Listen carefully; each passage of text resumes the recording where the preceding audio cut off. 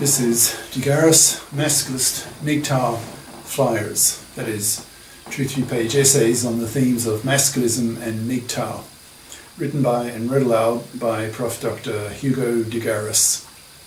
This is flyer number 297, entitled Monoconscious Feminazis. Subtitle: Monoconscious Feminists Become Anger-Biased Feminazis. Description: this flyer explains why so many feminists become angry at men for men's oppression of women, but have no clue of women's oppression of men, for example, through women's financial parasitism, their manslavery, their rejection of the paternity rejection right, etc.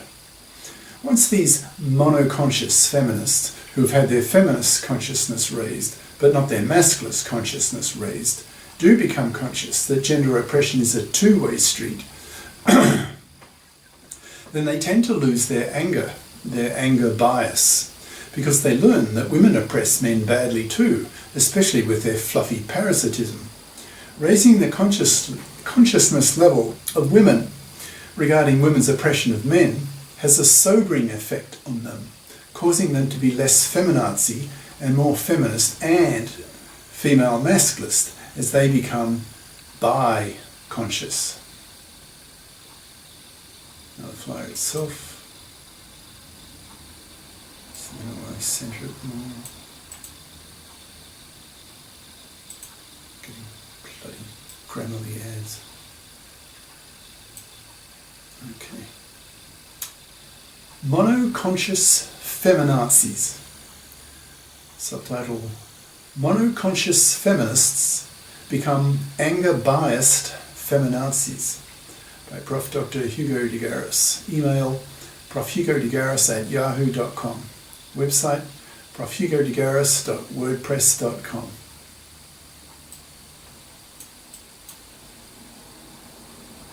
A monoconscious feminist, by definition, has had her feminist consciousness raised, but not her masculist consciousness raised. She has had only one form of gender consciousness raising, which makes her monoconscious. Most feminists have probably never even heard of the term masculist, so are ignorant of the other half of the gender oppression story. A monoconscious feminist has been made aware by feminist media that men oppress women, for example, rape, job discrimination, male chauvinism, genital mutilation, etc., etc., but knows nothing about masculism, that is, about how women oppress men, for example, female financial parasitism, manslavery, the financial massacring of men in the fluffy feminist-dominated divorce courts, the lack of the paternity rejection right, etc., etc. Thus, monoconscious feminists are gender-biased. They are under the impression that gender oppression of one gender by the other is a one-way street. When monoconscious feminists reflect on the ways men oppress women, of course, they get angry, and so feel they have the right to punish men for oppressing women, particularly in the divorce courts, which the fluffy feminists have taken over and routinely financially massacre and ruin the lives of one father in 4 in many Western countries nowadays. This feminist anger against men makes many feminists turn into feminazis, who feel they have the right to punish men, which men see as female oppression of men, particularly in the fluffy feminist-dominated divorce courts. In brackets, a fluffy is a masculist label for a traditional woman who expects to be able to parasite off the money of a man. Fluffies, based on the word fluff, has connotations of being light, not serious, not adult, not responsible, not career competent, not fit, financially independent person. Fluffies are the enemy of the masculists, who see them as immoral, parasitic, manslaving vermin to be wiped out by being forced to rot on the shelf by men totally ignoring them, not even pumping and dumping them, forcing their fluffy bitch genes to be removed from the gene pool. Masculism is essentially a rebellion by men against being manslaves to women. You can look upon masculism as the 21st century equivalent of 19th century American abolitionism. The abolitionists in the northern US states wanted to abolish Negro slavery, which eventually led to the US Civil War, killing 600,000 soldiers. Masculists want to abolish manslavery worldwide in the 21st century by forcing women to FIP up, that is, become FIPs, bothering to get a career-competent education at high school and college that the economy values and pays a good salary for, so that girls can become FIPs as adults and not parasite off the money of a man. Masculists aim for the creation of a FIP society, in which boys and girls are socialised and educated to be FIPs, so that there are no more fluffies, no more fluffy feminist hypocrites who want equal rights with men in the parliaments, but who behave as fluffies in the divorce courts, rejecting equal obligations with men, refusing to become financially responsible adults, pulling their own financial weight, and not parasiting off the labour of a man, that is, not being a hated, immoral, parasitic, manslaving fluffy. We men have the financial power to force women to FIP up, because a fluffy can only be a fluffy if she can get her financial claws into some gullible manslave.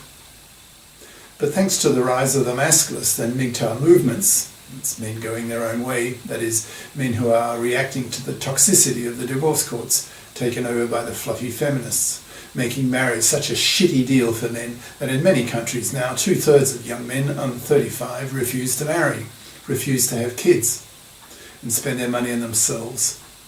The supply of such gullible manslaves is drying up. Young women now are panicking that they cannot persuade quality young men to give them their sperm, so young women fear being babyless. Men have 10% larger brains than women. Google it. With 10 billion more neurons, 10% more neural processing capacity. So it's not surprising that men invent almost everything, build almost everything, create almost everything. Men have given women the contraceptive pill, household gadgets, higher education, life expectancies into the 80s, soon to be the 90s. So women, even those who have their 2 kids, have a career window of some 4 decades. Therefore women can work. So the Masculists point the finger at women and say in very strong moral tones, quote, "Now that women can work, they must work.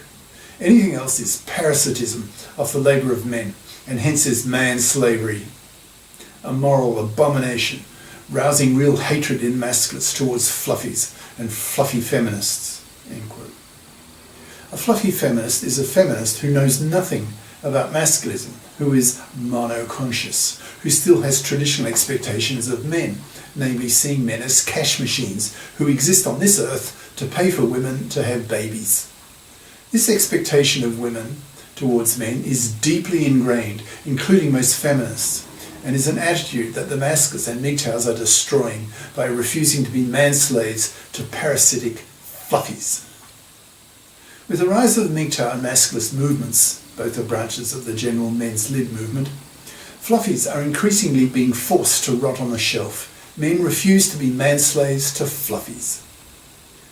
So from the above, it should be obvious that men have their gender oppression story too, especially in the fluffy feminist-dominated divorce courts, where a divorcing father will typically lose custody of his kids with a 90% probability, lose half his stuff to his fluffy ex-wife, lose his house to her, so she can raise her kids in it, pay child support to kids he will barely see, and if the ex-wife is a real fluffy, he will often be forced to pay her alimony for life, so that she can remain a parasite of him after the divorce, the way she was before the divorce, with no moral or legal obligation on her to get off her fat parasitic ass and FIP up by getting a job and become a responsible adult, not parasiting off the money of a man, because she was too lazy and parasitic in her expectations of men to bother to have had a career-competent education, resulting in her inability to afford to pay for her own middle-class house, expecting some gullible manslave to pay for it for her. What is far more serious is that the MGTOWs are over 2/3 of young men now, so are wiping out whole populations with their paternity rejection.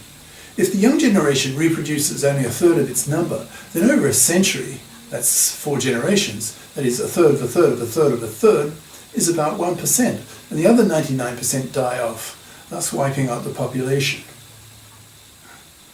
But the MGTOWs and Masculists are merely reacting to the toxicity of the divorce courts taken over by the fluffy feminists who use them as a form of punishment or revenge against men for the gender crimes committed by men against women in the past. Two wrongs don't make a right. The anger shown by the feminazi divorce court, lawyers and judges will come back to bite them, that is, shoot them. As responsible males eventually put their foot down against the indirect genocide of whole populations caused by the toxicity of the divorce courts for men as generated by the fluffy feminists. In the limit, masculine soldiers will go out into the streets and simply shoot feminazis, assassinate the gender politicians who created these profoundly misandrous divorce laws, and murder thousands of feminazi divorce court lawyers and judges to stop whole populations from being wiped out. That is, there will be a sex war. Thus one sees clearly from the above that the masculists have a strong case when they say that women oppress men as well.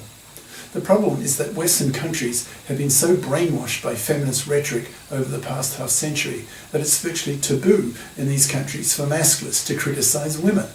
For example, my own brother was virtually hostile towards my masculist views when we discussed them a few days after me migrating to Australia after having lived half a century outside Australia where I grew up. My brother has been divorce raped. He married a big boobs bimbo who got $1 million out of him for merely fucking him a few times. The fluffy feminist divorce court judge who ordered this gender injustice against men obviously agreed with the fluffy feminist attitude that men exist on this earth to pay for women to have babies. I protested to my brother, quote, "You've been divorce raped for Christ's sake, and you had to pay that big boob bimbo $1 million. You have a hatred of fluffy parasites, so why the hell are you attacking masculinist attitudes towards fluffies and fluffy feminist hypocrites? Question mark. You're being utterly inconsistent." End quote. It was like pouring water over a duck's back. He was simply too brainwashed, unable to connect in his own brain the contradiction he has between his personal hatred for fluffy parasites as a result of his experience in the fluffy feminist controlled divorce court and his decades-long brainwashing that it's taboo to criticize women, that masculists certainly do. My brother is not the only one. Recently, I tried to persuade the single male editor, with 3 other female co-editors, of Melbourne University's student magazine that comes out monthly, to publish an essay I wrote spelling out the core ideas of masculism. No reply.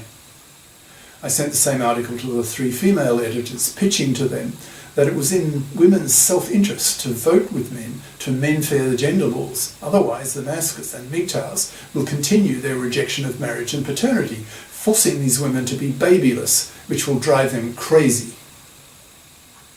Again, no reply. None of them. So it's becoming increasingly clear to me that I have a real fight on my hands in penetrating this monoconscious attitude of the feminazis and their stranglehold over the culture, brainwashing not only women to believe that gender oppression is a one-way street, but men too, such as my brother and the male editor of the student magazine. So I'm rolling up my sleeves for a long war, a sex war. I will keep aiming to persuade the broadcast media to take up the gender story of the other half, that is, men's story, talking about how women oppress men, as shown above.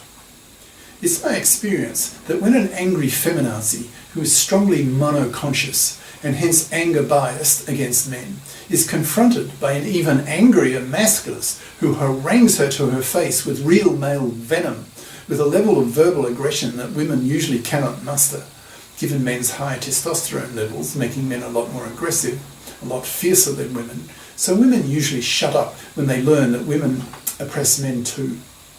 This new masculist knowledge sobers them, causes them to lose their anger and hatred of men, because they learn that women can be just as oppressive towards men as vice versa, and in fact, probably even more, because manslavery lasts decades, even lifelong.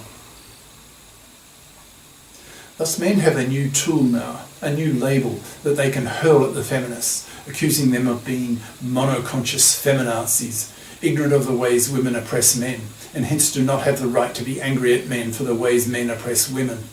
when women oppress men just as much, if not more. End quote.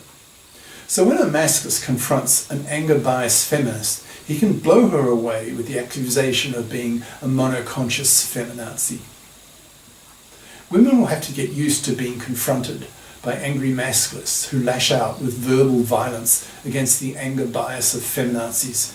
Masculist leaders, being male, are smarter than these feminazis and beat them at their own game. So get used to it, you monoconscious feminists. You will have to share the gender stage with the masculists from now on. And if you come out with your anger bias in the presence of a smart, articulate, well-informed masculist, expect to have your head bitten off, and you'll deserve it.